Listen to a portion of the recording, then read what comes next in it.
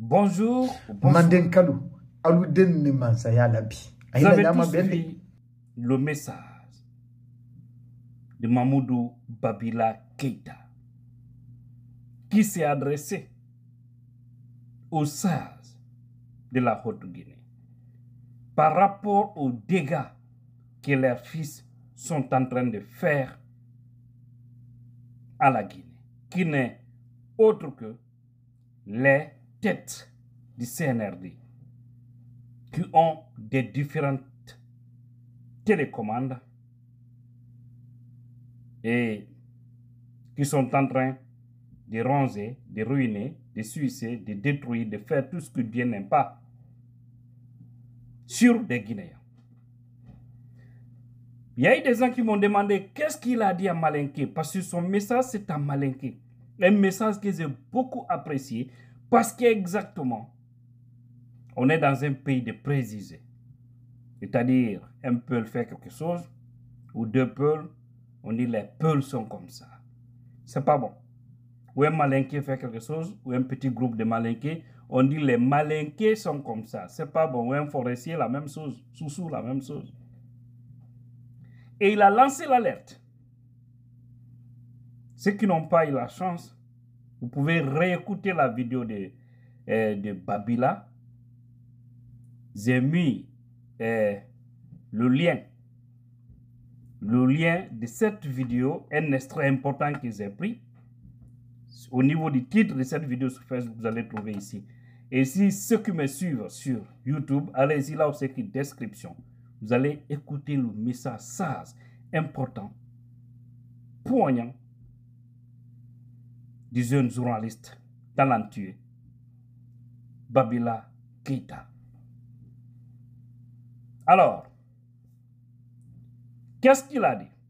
Il dit aux sages que leurs enfants sont en train de causer assez de dégâts, de les avertir, de les dire d'arrêter, qu'ils ont ôté la vie de beaucoup de gens,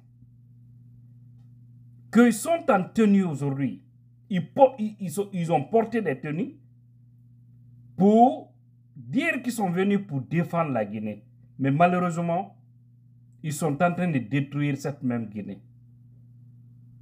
Je vais seulement faire un petit résumé de ce qu'il a dit, parce que beaucoup de gens m'ont demandé, mais qu'est-ce qu'il dit à Malinké? Vous comprenez? Il dit aux sages de la Haute-Guinée qu'aujourd'hui, vos fils, les Mamadi Doumbouya, les Dansa Kourouma, d'accord, les Djiba Diakité, les Papa Kouyaté, les Amara Kamara, les Bala Samoura, les Idi Amin, et également le ministre de la Justice, celui de l'économie. C'est le cerveau, ça. Celui de l'administration, actuellement. Et on ne va pas oublier Mori Kourouni, Mori Kondé. Voici les têtes. Il y a d'autres aussi qui travaillent dans l'ombre. Parce qu'il faut savoir, tous les lanceurs qui travaillent dans l'ombre. Mais peut-être comme il a vu que, comme l'a si bien dit Akoumba Diallo à un moment donné, dans leur émission phare Mirador, que Mamadi ne travaille pour personne, il travaille pour lui-même. Exactement, on est dans ça. Et vous avez la peur qui anime Mamadi aujourd'hui. Ça concorde par rapport à ce que Babila a dit. Parce qu'aujourd'hui, il se pose des questions. Quel sera mon sort après cette transition? Quel sera mon sort si j'ai laissé le pouvoir avec tous ces dégâts? Alors, je préfère forcer et rester. Alors que tu ne peux pas forcer et rester. Parce qu'afin de pouvoir, il y a des choses. Soit tu laisses le pouvoir ou le pouvoir te laisse. C'est automatique. Quelque chose va se faire, fio. L'un des deux d'ailleurs. Tu laisses ou lui te laisse. Alors, il conseille aux sages de la Haute-Guinée de les parler parce qu'ils sont en train de causer assez de cassis, assez de dégâts à la Guinée. Les Madifines, on ne les oublie pas, ils sont dans l'ombre. Les conseillers, hein? La dame, comment on appelle, madame, comment on appelle, comment, celle de Manoriva Union, comment on appelle ça, de Darabal, quelque chose comme ça, j'ai oublié le nom de cette dame, l'ancien premier ministre. Ils sont nombreux, ils sont très nombreux dans l'ombre. Hein. Et ce qu'on appelle le cercle ethno-stratégique. Voici ce petit groupe. Alors, Babila a dit ça et aussi je vais faire une révélation ici que beaucoup de Guinéens n'avaient jamais entendu. Oui, je vais le faire. Dès que je vais terminer de parler de Babila, je vais vous dire quelque chose. Donc vous allez comprendre ce pays-là est grave. Et effectivement, quand un malinqué parle au malinqué, on dit que tu es vendu. Quand c'est un peu moi par exemple qui parle, qui s'adresse aux sages, on dit que je suis ethno. Si c'est un soussou qui parle, non, il est ethno. Un forestier, il est ethno. Un malinqué, il est vendu. C'est-à-dire, dans ce pays-là, tu dis la vérité, tu as un problème. Si tu choisis la vérité, toi, tu as un problème. Parce que le peuple, d'abord, n'est pas honnête. C'est ça. Si vous voyez n'importe quel dirigeant peut nous tourner, peut nous mettre, peut faire tout ce qui nous bon semble, c'est parce que nous-mêmes, d'abord, on a un problème avec nous. Alors, il a dit ça, que si les sages ne conseillent pas leurs fils, que ça, là, ne va pas rester. Qui ne sont pas restés. Et si ça change de mettre sa balance, personne ne doit accuser quelqu'un. Et Mme Doussou Condé aussi de New York l'avait dit, dans l'une de ses interviews sur GTV1. Face à l'opinion, un message qu'elle avait lancé à nos parents de la Haute-Guinée pour leur dire, si demain, les Mamadi et tout leur groupe-là se retrouvaient dans la merde, personne ne doit dire que les autres sont contre les malinqués. Parce que c'est eux-mêmes qui auraient cherché, c'est eux-mêmes qui sont en train d'occasionner aujourd'hui leur mauvais sort de demain. Et c'est vrai. Hey, ce que tu vas semer aujourd'hui, ce que tu vas récolter demain, c'est Allah même qui l'a dit. Donc on ne peut pas faire du mal aujourd'hui, penser que comme vous avez le pouvoir, que cela va rester éternellement. Demain, le pouvoir là va quitter dans vos mains. Quelle sera votre suite? Imagine le jour où on dit que c'est la fin du régime du CNRD. Parce que ça, là, ça va arriver. Il y a beaucoup de doigts que les vrais fils dignes de ce pays-là sont en train de faire, qui refusent votre argent pourri, votre argent mafieux. Donc, il lance ces messages-là aux sages, que parce qu'il y a trop de dégâts dans le pays. Ils sont en train de voler l'argent. Ils sont en train de détruire les maisons des gens. Ils sont en train d'arrêter injustement, arbitrairement les citoyens. Regardez, par exemple, Fonike Menge Bilo, des jeunes qui devraient être à la place même de Dansa Kourouma, qui devraient être à la place de Mori Kondé, qui devraient même être à la place de Amara Kamara ou de Djiba Diakité et tant d'autres. Ils ont fait disparaître ces jeunes-là. Et depuis le 9 juillet 2024, ils les ont arrêtés. Depuis là, personne n'a leurs nouvelles. Et il a dit quelque chose. Lui, Babila Keita, qui a attiré vraiment mon attention. Il dit, imaginez que ces gens-là, que c'est vos fils, ils ont pris des armes, ils sont allés déloger Alpha Condé.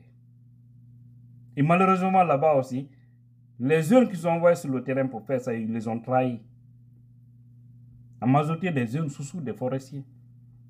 Quelques jeunes peuls et quelques jeunes malinqués.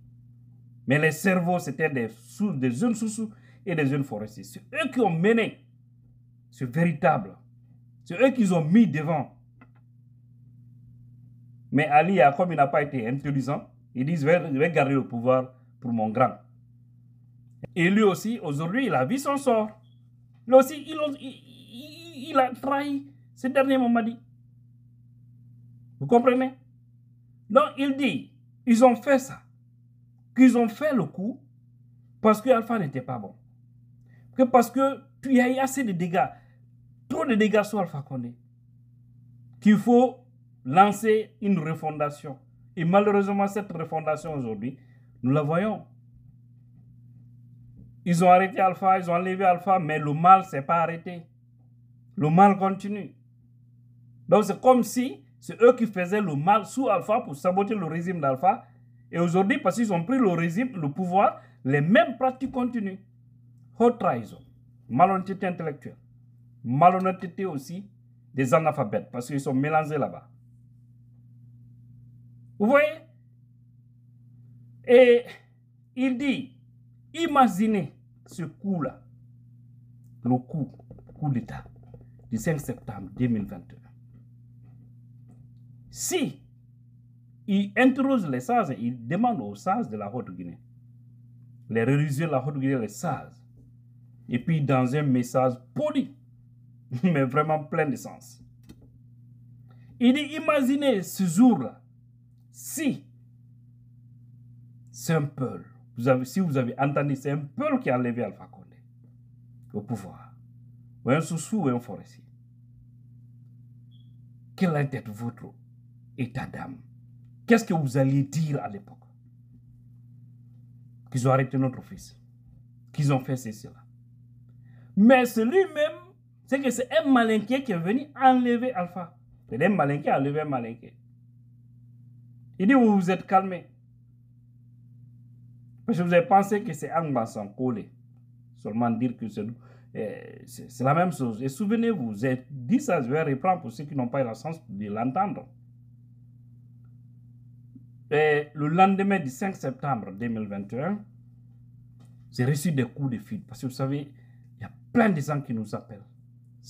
Des fois même, je suis perturbé. Je me demande, mais quel appel prendre? L'audio de qui ouvrir? Tellement que ça vient en gogo. Et c'est pas ça la vie. Il faut travailler, il faut s'occuper de la famille, il faut faire certaines choses. C'est pas facile. Pourquoi certaines? Je m'excuse. Hein? Vous m'envoyez des messages, ça prend du temps. C'est pas ma faute. Parce que ça, c'est pas...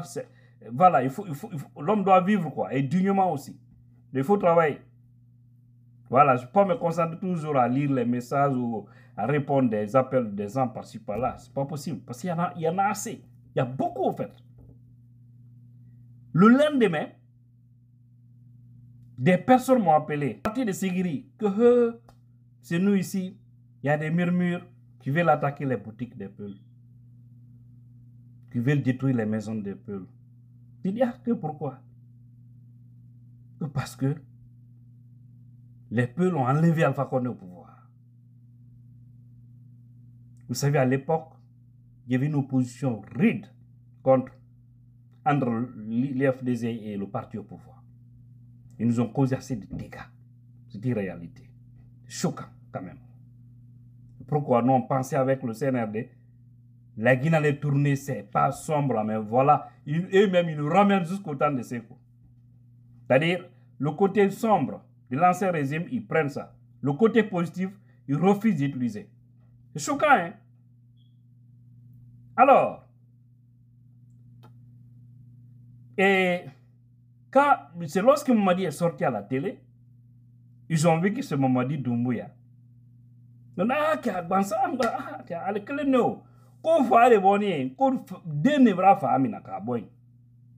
C'est le fils qui a arrêté le père, il l'a enlevé là-bas, donc à l'école. C'est la même, quoi, en fait. Mamadi Alpha, c'est la même, parce que pour eux, c'est des malinqués, tout court. Imaginez si c'était un peu, ça allait créer une situation grave. Mais je pense maintenant là, n'importe qui va mettre Mamadi au respect, qu'il soit appelé malinqué, forestier, Soussou, parce qu'il ira quand même. Hein. Et je ne sais pas quel sera ce ton fort qui viendra, mais il va venir. Les gens là, ils ne veulent pas quitter. Quelqu'un viendra les mettre au respect. Ça va se faire. Maintenant, quel que soit le nom de la personne, il aura le soutien massif du peuple. C'est clair. Vous avez vu le problème profond? Donc c'est ce que Babila aussi a relayé. Imaginez si c'était quelqu'un qui n'était pas malinqué. Quelle allait être la réaction de la Haute-Guinée, du Mandingue? Ça allait être grave dans le pays. Mais Dieu nous a protégés. Il dit encore, ils sont en train de prendre l'argent volé, l'argent du peuple, pour vous envoyer à la Mecque, pour vous construire des bâtiments, pour vous mettre dans des privilèges. Tout ça pour ne pas que vous ayez le courage de leur dire la vérité. Dites-leur la vérité, avant que cela ne soit trop tard. Voici le message du jeune journaliste qu'on a tous connu sur Espace, dans l'émission Les Grandes Gueules. Un jeune très talentueux qu'on connaît et qui nous a fait aussi les révélations avec les Sékou Nono, les Abdul Latif par rapport au détournement de notre or, des millions de dollars détournés au niveau de la Banque centrale. Et grâce à eux, leur travail, c'est pourquoi je dis aux Guinéens, sortons de l'esprit ethnique. Au sein de toutes les ethnies, il y a des bons tout comme il y a des mauvais. Voilà, c'est Malinké qui a parlé. Et il est soucié, là, il est gêné parce qu'aujourd'hui, il y a un président, il y a des gens il y a des personnes qui disent que le pouvoir des Malinqués, c'est comme ça. Et lui, ça lui choque parce que lui, il n'est pas contre. Il est contre d'ailleurs l'injustice, il est contre tout ce qui se passe. C'est comme je parle avec certains responsables de l'IFDZ au sein du parti qui ne sont pas du tout peuple, mais qui sont très choqués, très touchés. C'est un vieux fan. Il est fan de Tidjara la puissance. Mrifo, doyen, Elaz Kourouma, depuis Matam, passe tout son temps à me regarder. Mais il n'y a pas quelqu'un qui déteste l'injustice plus que celui-là. Ouais. Que Dieu bénisse la Guinée, tous les Guinéens conscients.